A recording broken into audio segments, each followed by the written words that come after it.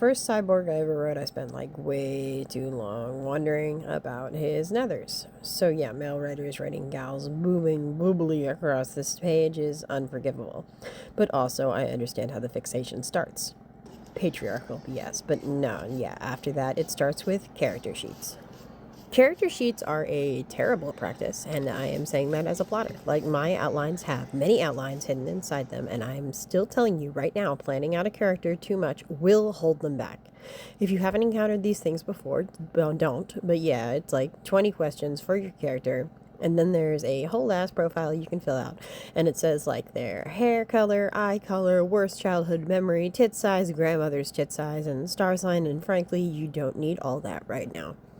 If you're just getting started, I'm telling you right now, you only need the answers to 3 questions. 3.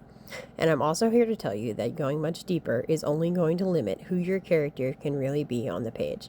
Not because your character is a real person and you're just channeling them on the page. No, I'm not much a fan of that theory.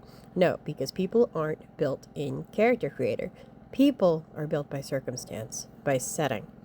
You will create a more believable character by giving into that.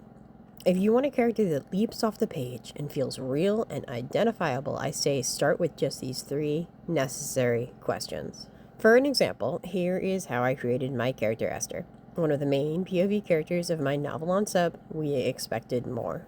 Question number 1. What is the deepest lie Esther tells herself?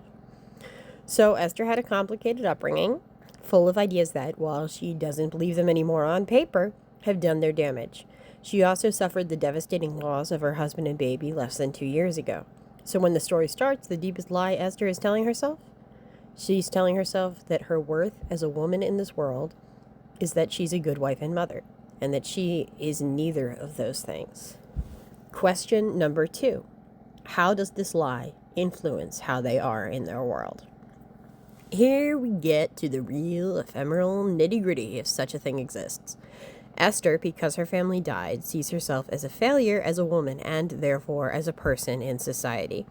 The only society she's ever known has reinforced this belief in her before she ever lost her husband and child, and that's what she believes no matter how kind and loving they are when she comes home broken. So her reactions to others on all fronts are those of anger, resentment, shame, and, especially, rejection. Esther views her life as over, and she resents the people who require her to pretend otherwise. Kind of a fucked place to start, ain't it? Don't worry, she goes through even more anyway. And here's the third and final question. Are you ready? How tall are they? Of the character profile BS, this is absolutely the thing to keep. Why? It comes up. It comes up more often than you might realize, and it comes up sooner than you might realize. Esther, for instance, is a short king, and that's real important to her character. I wouldn't want to take that trait from her. So yeah, from the absolute start, because I never want to forget that she's more than a floating head and that she actually has like a body on the page, she was shorter than every other character, and that mattered. She tried to stand tall. She tensed. She needed help reaching things. I never once needed to know her tit size, and her eye and hair color came up naturally on the page, but the fact that she's a short-ass stick of dynamite, that needed to be known up front.